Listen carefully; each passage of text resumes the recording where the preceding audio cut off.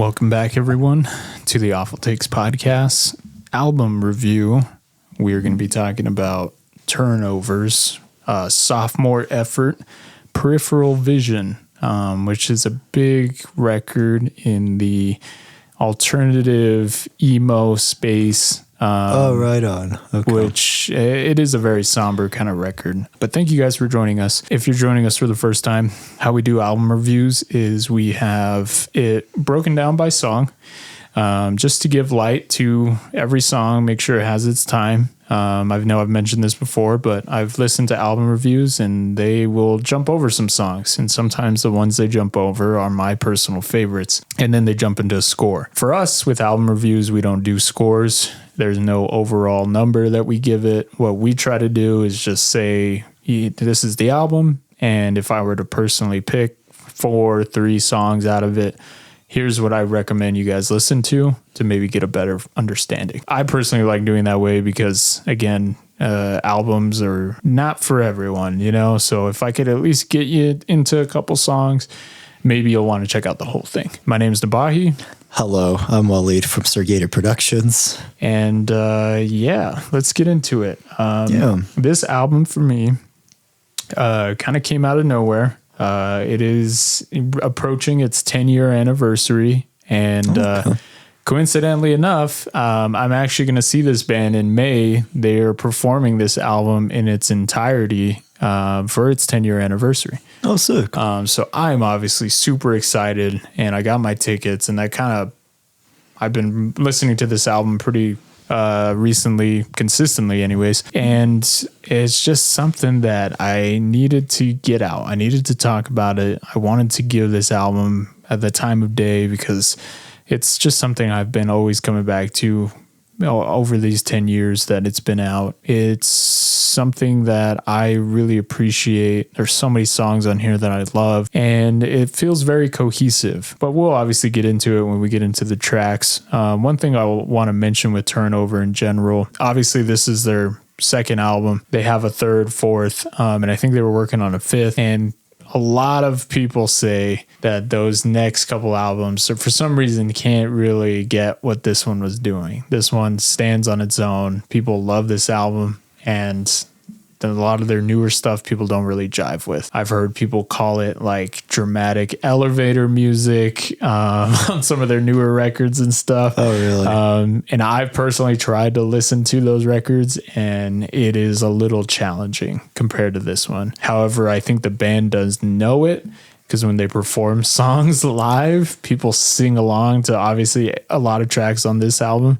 And then when it gets to their new stuff, people don't really react in any way. So that's kind of unfortunate. Obviously, as an artist, that would kind of suck.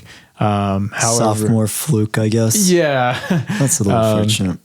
I think this album did at one point kind of become trending on TikTok, which garnered a lot of attention. That always surprises me. I'm always like, TikTok is like just the most random thing. I'm like, how do they find some of these songs? And like some of my favorite bands and artists have gotten popular on there. I'm like, what the? But anyways. I remember when I first got introduced to this record, it was pretty shortly after it came out. One of my brother, one of the people he follows, put this in like his Spotify playlist. And my brother would start playing this music more and more, and I slowly started to really appreciate what I was hearing. And before you know it, I purchased the album, and I listened to it ever since. Intro track, first track, Cutting My Fingers Off, starts out really somber. Man, you are just like put in a different headspace the moment this starts up. You hear like this crazy kind of echoing effects, just really trance-like, and you're just like, where am I? And then out of nowhere, this guitar riff comes in, and it's super catchy, and you're just like, whoa. Yeah. I remember first hearing that, I was just like, oh my God, this is different. Like, what the heck? I guess for some people, unfortunately, the guitar riff is one like many on this album. Some of the riffs start to sound the same, but I think it kind of ties everything together in a good way. And then the lyrics come in. I found a picture that we took when we brought in the new year.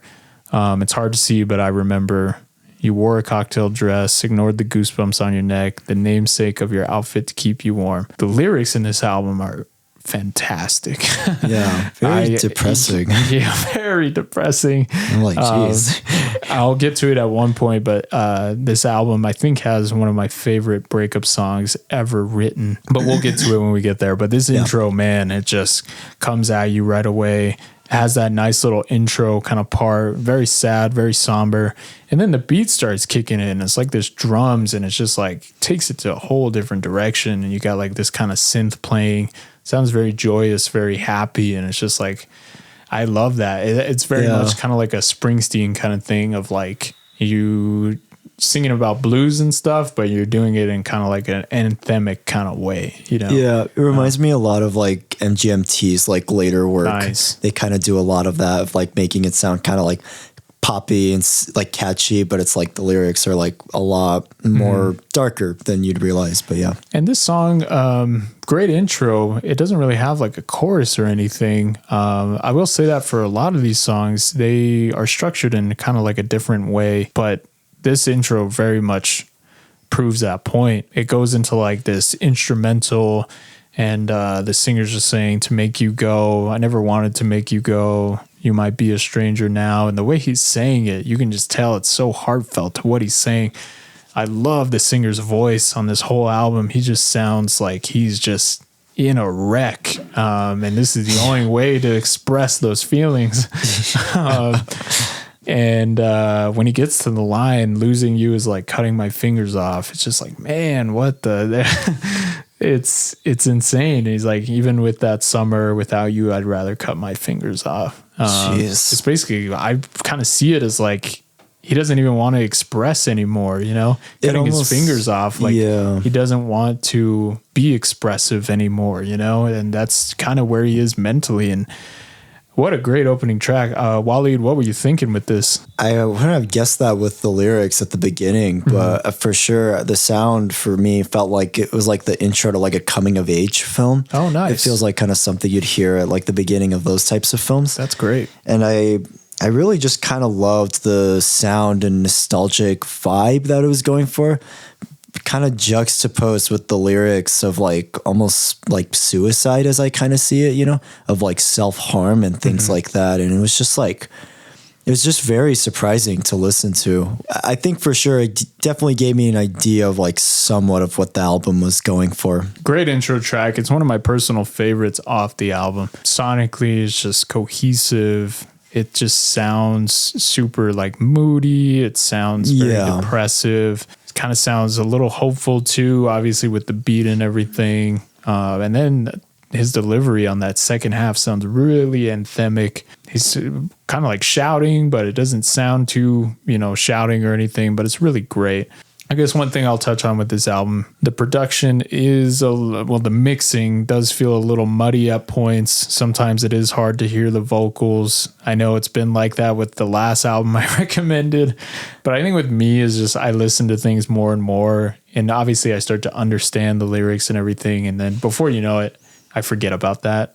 Yeah. But I will say that the mixing is a little muddy. I definitely felt a little bit like that in the middle portion of the album where it was a little bit harder to hear like what he was saying. So I kind of had to pull up like the lyrics and everything. But yeah, it wasn't too much of an issue for me. It reminded me a lot of like my favorite dream pop and like a lot of slowcore records. So that was kind of like a big surprise for me with this record. And then that serves the intro tracks, really personal, really great. It's a great defining statement. And then we cut into the second track, New Scream. This one definitely kind of has that drum bass kind of kick to it, but it does feel more somber. This song really reminds me of like driving home late at night and the street lights are illuminating you as you pass by, and you're just kind of just like there, you know.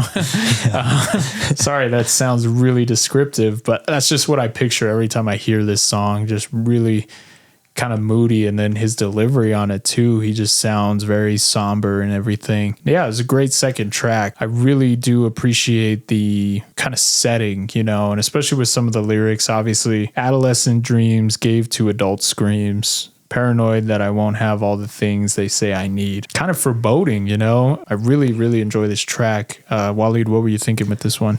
I know for me, the sound definitely felt like it was like taking a walk in like the park on like a January for sure. I felt, it felt like that kind of vibe and everything. And I really love in the second half the vocal overlaps that you hear throughout. It's just such an incredible like ear candy type of thing that it almost feels like many, many thoughts that are just appearing out of nowhere almost, you know. And yeah, I really just love the lyrics. I love the storytelling on this track for sure. This was a really great one. I was surprised. And his vocal effects on this whole album, he has such a unique voice and his delivery and everything is just perfect. I don't know what mics or whatever program they were using when recording his voice, but it is amazing. Every time he comes in, you're just like, whoa, this guy sounds great. Want to give light to this line. Can I reset my brain? If not, I'll go insane. I swear to God that I don't think I can go on another day. Portrays just a very dark picture, very sad. Obviously, people attribute this as like a really great emo record, and you really feel it in the second track, but he's craving something different. It's being in that sad place, but you want to change. Really like this song. I love that. And then we get to the next one. One of my personal favorites, Humming. Very, very kind of joyous from the first two tracks. But again, very sad as well. Yep. But I love the drum and I love the way his vocal melodies kind of weave in and out of the drum, the guitars. This is definitely one of the first tracks that I listened to that really caught my attention. And I remember slowly being like, what's that song I hear? Because I'd hear my brother playing it on the computer and I was in like another room and I was just like, that sounds really cool. And I love the way the guitar riff fills in the empty spaces. I love that in music and songs. Anytime you have singing and then you hear what that would sound like, and it's not mimicking note for note, but you hear the empty spaces filled out with like a lead or like a synth or something, because it just kind of ties to me like, well, what does this song sound like if it was instrumental? You know, hearing that guitar riff, it's great. Fills those spaces really well. Wallied, what were you thinking with Humming? This one I liked. I did, like I said, dug some of the lyrics. I thought it was a pretty cool instrumental. However, I will say it does kind of drag a bit towards the end. I think it goes on a little too long, but I did really enjoy this one. And I'm curious to kind of see if it grows on me more and more. This one is definitely a bit more happier, a bit more uplifting. Some people might say it can kind of cross that line into maybe a little too whimsical. However, I really dig the instrumentals, the guitars and everything. I love the bridge, and I just love the chorus. Just take me where you go. When it gets dark, without you, I won't make it out. I don't think I'll make it out alive. And then I want to run and hide with you tonight. I know that I can make it out. With you, I know I'll make it out alive. I just love the evolution of how he's singing. When that chorus kicks in, man, am I along for the ride. Such a great song. But yeah, that is Humming, the track number 3. Now we're on to track number 4.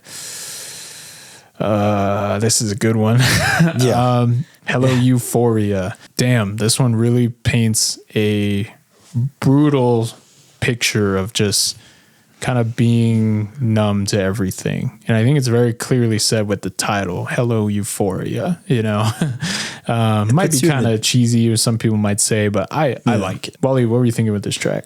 This one definitely put me in a dream state for sure. This is probably like one of my favorite hooks on the album. Again, great lyrics as usual. And I love a lot of like the change of pace, especially with this album, just on this song at least, because it does kind of sound similar throughout, but this one I really loved the change of pace. It really has a different defining sound. Starts out with like this same kind of echo you hear in the intro, maybe just a little bit, but then it goes into like these arpeggio kind of guitar plucks, and it really just sounds great. And then obviously when he comes in with the vocals, I just love it. Thinner at the waistline. I feel thinner at the waistline. I'm getting old in the face. Every day there's another new line. Yeah, it portrays aging in such a polarizing way that I love. I love it too. And then just obviously the chorus, I'm just so far, I feel so far away. I'm just so far, I feel so far away. Great. And then he comes back in, same kind of delivery. There's really nothing like the first time. This is one of the few times on the album where the verses are really catchy. You just find yourself singing along to them. And then the whole portrayal of like, it's hard. It's hard to be up at the top. You feel euphoric and stuff. And then, you know, it starts to fade away. Really just great. And I love the whole bridge where he's like, you can call my name, and it pulls me in. His voice just sounds so trance-like. Maybe that's kind of my obsession with it. But it just sounds, I don't know why, it just puts me in like a different state every time I hear this guy sing. I'm just like, I'm in somewhere else. I'm in a different world. Yet the production and everything isn't super crazy. No, it's a lot more laid back. Very minimal, you know, just like simple kicks, drums, guitars, and then usually like a sonic kind of keyboard filling in the background. Not crazy production. It really is laid back, yet you feel like you're in a different place. Definitely. But yeah, Hello Euphoria, really great track. Then we get to Dizzy on the Comedown, which I don't think it's a coincidence that that's the name of the next song. This one does where you start to feel maybe, okay, this sounds a little repetitive with stuff, but I do appreciate this song. I appreciate the imagery and the stuff that it's talking about. But I will say the singing in this is reminiscent of other things we hear on the album. For sure. What do you think with this track? I would say this is definitely one of my favorites personally. Nice. I really loved the singing on this one. I might even say it might be my favorite vocals on the album. Nice. I love the great like late night vibe it gives. It really just puts you in that atmosphere really, really well. Yeah. And especially just the lead guitar that comes in is so incredible. I think for me, I was actually looking after. Apparently, this is like one of their more popular songs, which surprised me. So, yeah, I think it's fantastic. It's easily one of my favorites. This was one of the ones I remember trending like a couple months ago on TikTok. Got you. Or maybe it was like a year ago or something. But I remember this was one of the ones. But lyrically, this is a very elevated song. Like these lyrics just going in and out, talking about this kind of illusion, you know? And there's so many different verses and things. And yet you don't really feel like you're listening to this super long track. It really, coming in at 4 minutes, it doesn't ever feel like that. At no point am I ever like, this is too hypnotic. Long. Yeah. And I love the lines of, would you come here and spend with me? I've been dying to get you dizzy. Find a way up into your head so I can make you feel like new again. Again, great trance-like feeling. It almost kind of feels like he wants to control the relationship. He almost feels kind of like a controlling type of person, you know, and the way it portrays it is just so fascinating, you know, it juxtaposed with that instrumental and everything. It's great. And then obviously tie back to the previous song. He's also try and collect yourself now. It's just a euphoric come down. The way this album's structured, there's a bigger picture of to what's going on, you know.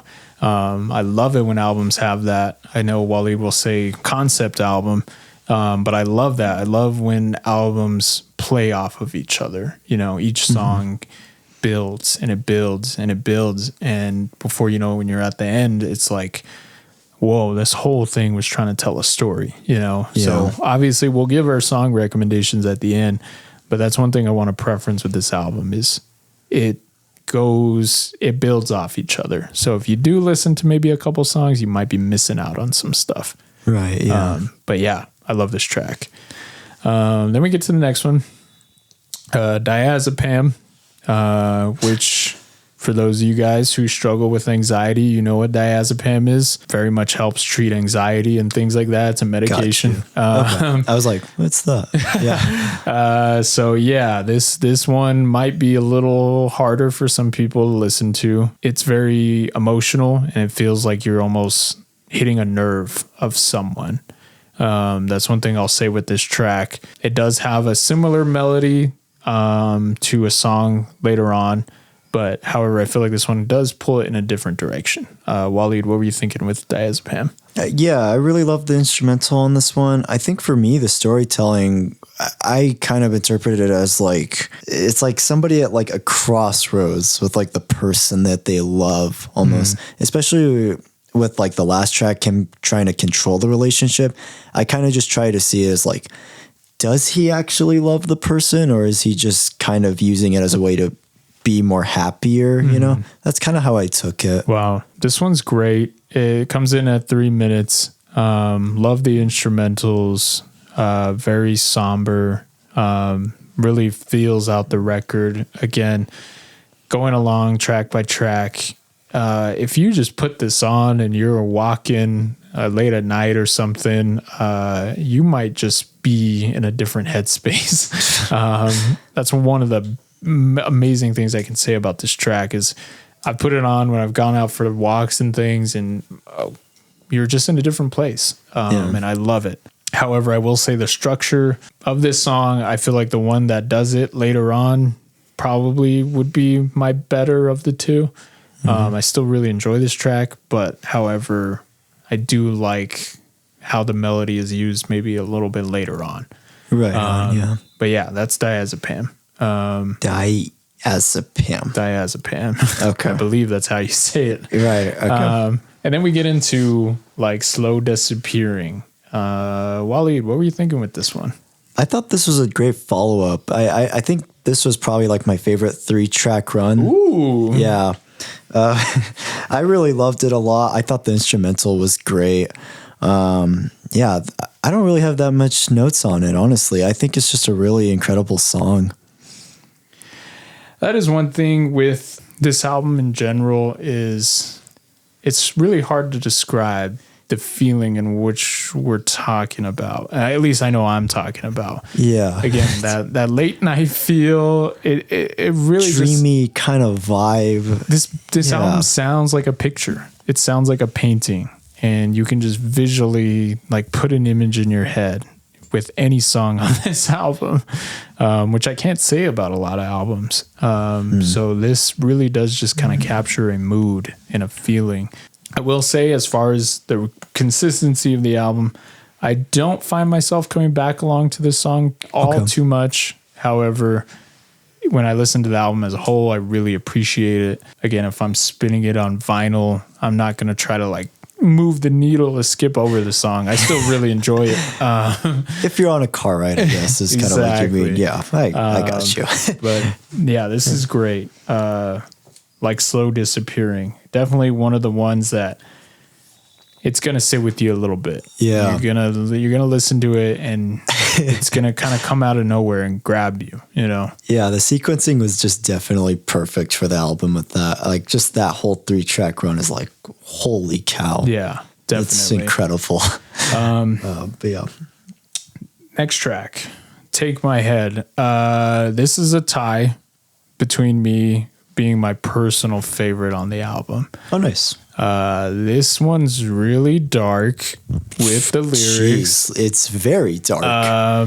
Yet it's really happy in the way it sounds, and I love songs like that. It's just something that's always been a part of me. It's just like anthemic, moody, sad music is something that if you write and you put it on for me, more than likely I'm gonna like it. Gotcha. It sounds surprisingly super hopeful too, which caught me off guard.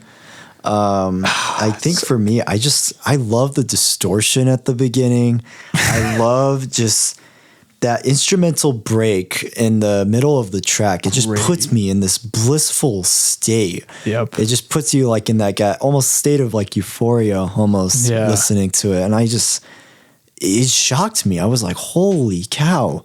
Like we're this many tracks in and it's like still somewhat surprising me. Mm-hmm. You know, no, I agree. I love that. And his delivery, it just sounds like someone who's emotionally torn, emotionally wrecked.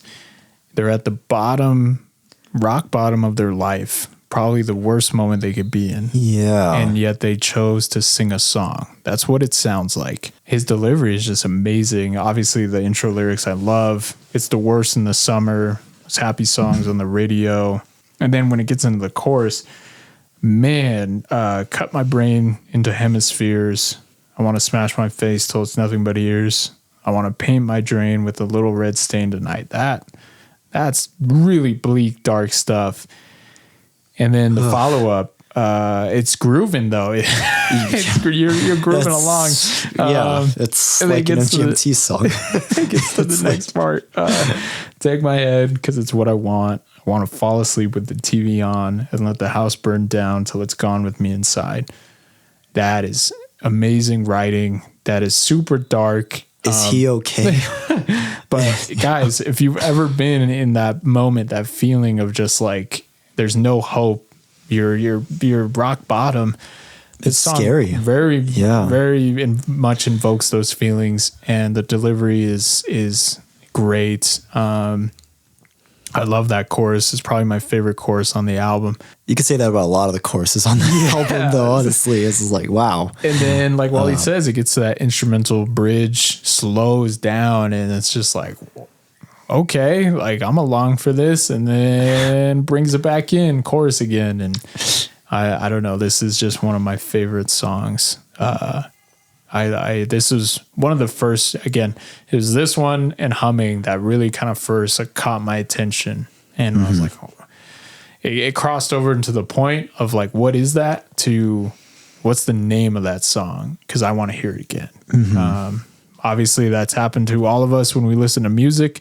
You get to that point where it's like, nope, I need to figure this out. What's that song? Because it's stuck in my head and I want to hear it again. This song is definitely one of those. I love it. I love the happy sadness to it. And they do it so well.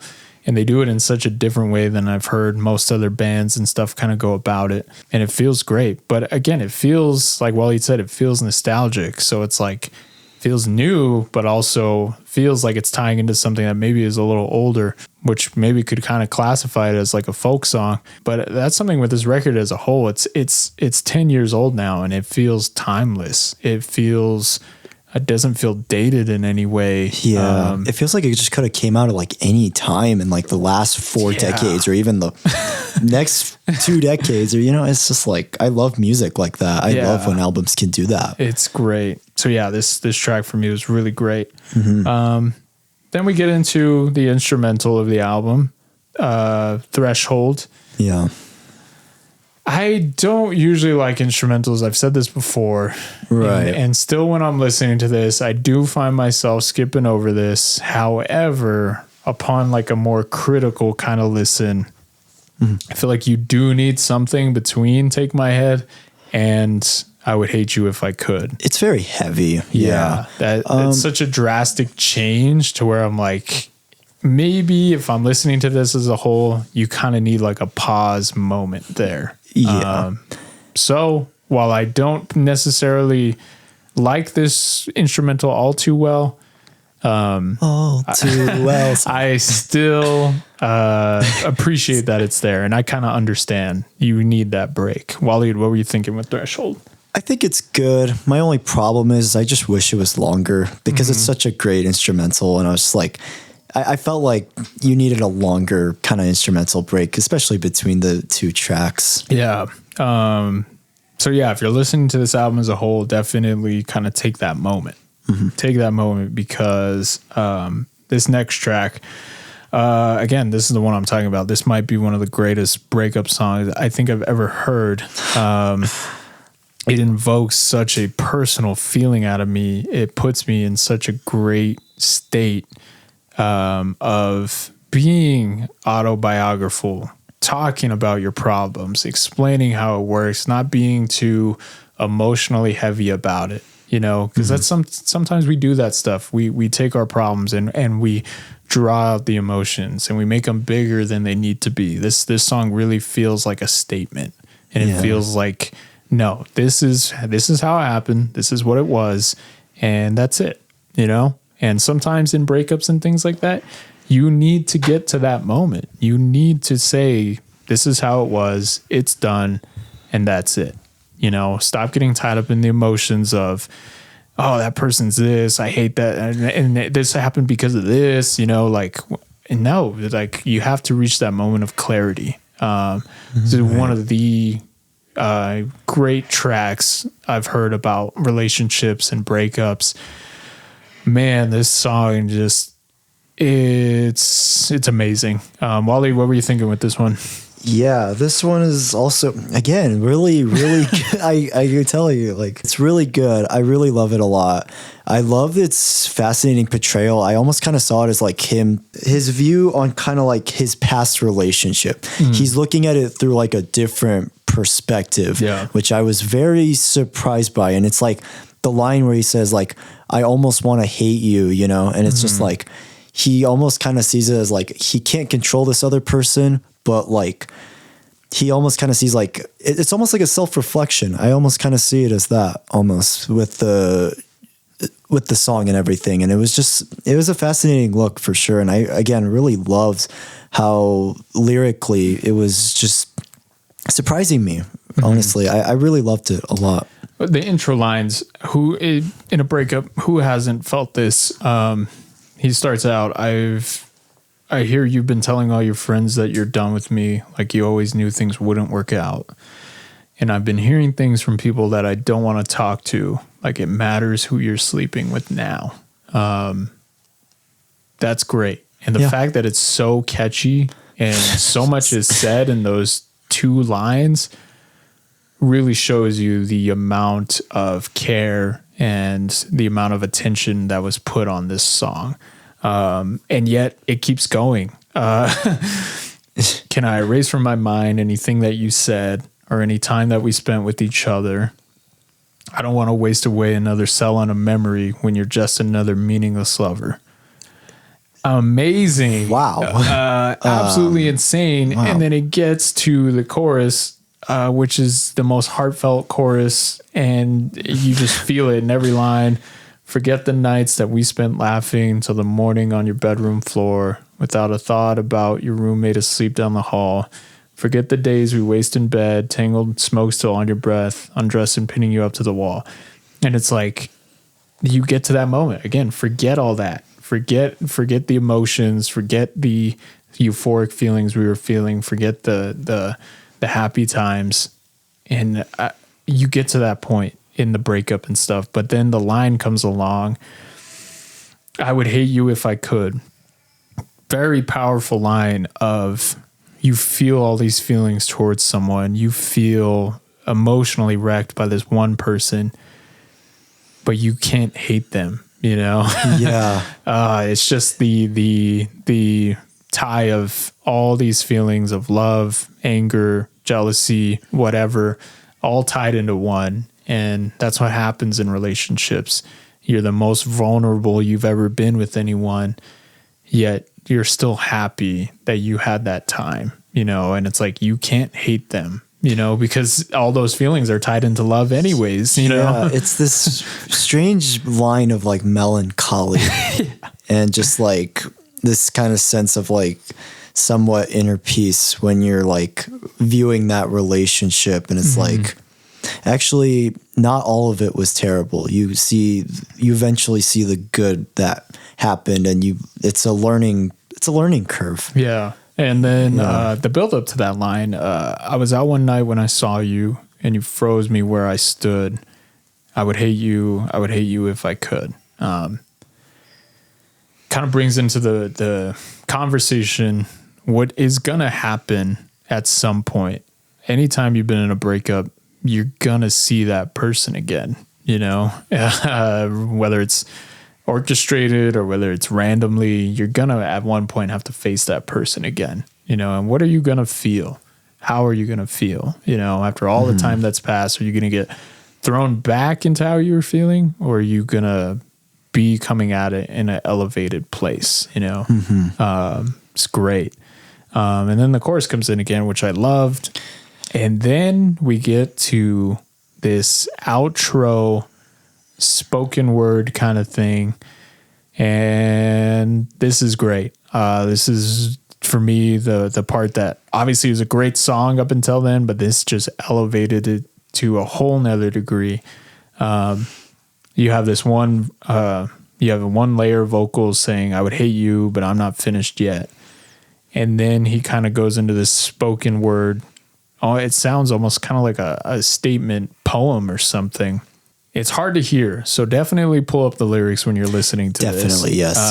Yes, definitely. But when you read it, man, is it... Because I remember when I first heard this song so many times, I was like, what's he saying in this outro? And then I finally looked up the lyrics, and it hit for me. He says, even you up on that pedestal, the time will come when you will deconstruct yourself and remake what you are. And when it does, you'll remember me and the words I spoke and wonder how you ever could have strayed so far. Just my own personal deciphering of the lyrics really sounds like maybe he was in a situation where he was more aware of things. He was more maybe mature than this other person was. And maybe he accidentally kind of raised this person up on a pedestal, you know. It's not saying they're perfect or anything, but at some point they're going to come down from that. Mm-hmm. And when they do, whether it was during that breakup or whatever, maybe some words were said that were really personal. Maybe at some point when she matures or goes through whatever and she eventually recollects on that time, because you're always going to think about that breakup time, maybe you might be able to find the truth and the feelings behind what this person was saying. Because that happens in breakups and stuff. You say those things and you say how you're really feeling, you know, and you might be at the final point in a relationship where you're trying to hold on to this person and you're maybe not doing it in the best way. And maybe you kind of makes like a sort of out there kind of statement towards something, but there might be some truth behind it, you know? But I love that little outro bit. It's so great. Wallied, what were you thinking with that? God, you took the words out of my mouth. No, it's great. It's really good. It definitely shows like kind of a lot of the themes at that point, and it shows kind of like what the album is going for and what this singer's headspace is, you know. It's like you get a window into that with that outro, you know. You kind of see like, oh, you get a bit of optimism through this very melancholic, depressing album, you know. And I love that. I think it's great, and it was surprisingly just super hard hitting. No, it is really hard hitting. It feels so personal to this person, yet you sympathize with it a lot. Especially for people in general, when you go through that first relationship. I don't know if that's the case with this, but sometimes you do put that person on a pedestal, you know, and sometimes you maybe paint this image in your head that they're this perfect person and everything. Which is a strange feeling for sure, you know, and I think the song captures it like really well, surprisingly. No, yeah, it does. So yeah, this track for me is just, it's such a great track. I recommend it to so many people. It's just amazing. It's at such a later point in the album, yet I think it's in the perfect spot, you know, because then we get into the next track, Intrapersonal, and it's a little more uplifting. It's a little more kind of poignant. Yeah, I definitely felt like it was a lot more melancholic for sure. It was like a nice little melancholic, bittersweet way to end the album. It's got this nice guitar riff, this nice beat that comes in. Yeah. And I love the delivery. And then the lyrics, it's like, I can see you beside me in my peripheral vision. Album name. Always right there. He said the name. Always right there, always aware of this manic depressive condition. Damn. That's hard. Yeah. I get, and then also it makes more sense of like why he's kind of been singing all of these lyrics like this on the album. It kind of shows like a fascinating portrayal of like manic depression almost. Every time I hear the title Peripheral Vision, I picture this as like a relationship to where you have the person beside you, you know they're there, yet they're not always the focus of your attention. And it's just like missing the assurance of that person right beside you going along life with you, you know? Yeah. And now that you don't see them in your peripheral vision, it's like the reality starts to set in. Yeah, and it's like you almost just took it for granted. Yeah. Pretty much. And you took it for granted, yet it was never the main focus on what you were doing, you know? Mm-hmm. But in that, you start to know, like, damn, that person really was there through everything. At least that's how I take it when I hear the album title. If you have a different opinion, then that's fine. Let us know. Please. And then the chorus, I don't know, it kind of stops for a bit and just does like this instrumental, and it says, and I want to know. And then the second verse, man, these lyrics are insane. Or it's like a bridge, maybe. Native delirium. Are you a daughter of this new insomnia? My hypochondria wilt me past the bloom. Pull up my deepest roots. A graceful poison like a wave of vile blight. That's insane. Those lyrics are so complex, yet it works so well. And you're just like, yeah, damn, this is really, really personal. And obviously the chorus, there's a fever burning up in me. The way he sings it and then the instrumental behind it is just amazing. My goodness. I love this track. This is a great closer. Wallied, what were you thinking with this track as a whole? It's fantastic. Again, I think it's a really great closer. Again, it gives that melancholic side to the album. It's a very bittersweet end to the record. Mm-hmm. And I think it works really, really well. Yeah, I was just shocked by the end. It was just like, it kind of just leaves you speechless, honestly. It just kind of takes you out of that dream state a bit. Yeah, definitely. So yeah, that's Peripheral Vision. It is a timeless record for me personally. Yeah. Still crazy to think that this came out 10 years ago. Yeah, that is insane. I've never even heard of it, actually. So yeah. So please check this album out if you guys have not heard it. It is a staple part of my life, and I'm forever happy that I was able to discover this band and hear it. Obviously now it might be a little more trendy and things, but again, it's still TikTok. It still hits really hard. Yeah. So definitely give it the time of day.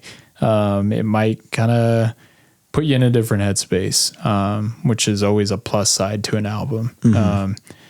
And it's very simple, very laid back. If I were to recommend it at any point, if you're going through a hard time in a relationship or something, put this on. This might kind of help you better understand all the feelings and the thoughts that go behind a pivotal moment like that.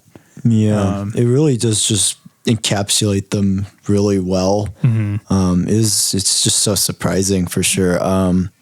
Yeah, this record surprised me a lot. Nice. I really loved this a lot. I loved all the instrumentals. I love the dreamy, melancholic state that it puts you in. And lyrically, it's honestly just one of the saddest things I've probably ever heard, honestly. It really is.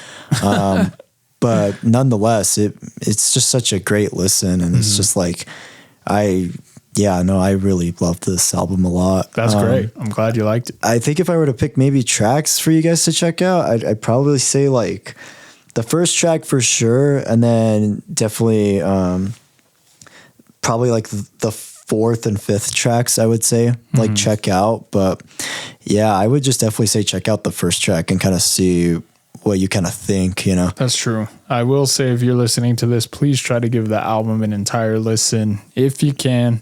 Yeah. If not, my top tracks that I recommend is definitely the intro, Cutting My Fingers Off. Then I'd recommend Humming. And then I would do Take My Head. And then I Would Hate You If I Could. Okay. Those four, definitely try to listen to them. Since Humming and Take My Head are maybe a little similar, definitely Hello Euphoria would definitely be another one too. It's a great one. Yeah. But if you're going through a breakup, listen to I Would Hate You If I Could. Like, I just can't recommend that enough. It's such a great song. This album as a whole just really affected me in a different way. And it's not super showy in anything that it's trying to do. Surprisingly not, no. Yet it says a lot and it shows a lot. So please check it out. Again, with some of Turnover's later music, it doesn't necessarily reach the heights of this one. There are a few songs I like on some of their other albums, but they go in a different direction. With the spike in popularity that this album has seen, maybe they might try to do something along these lines, you know, kind of maybe take the sound and then try to evolve it in a way, which is challenging. But this to me is just a great, great album. And I'm so excited to see it live. I really hope that's a great experience, but I'm really glad you liked it. And for our listeners, definitely check it out if you get the chance. Sick. All right. That is it for this album review of Peripheral Vision by Turnover. We'll see you on the next one. All right. Good night, Bates.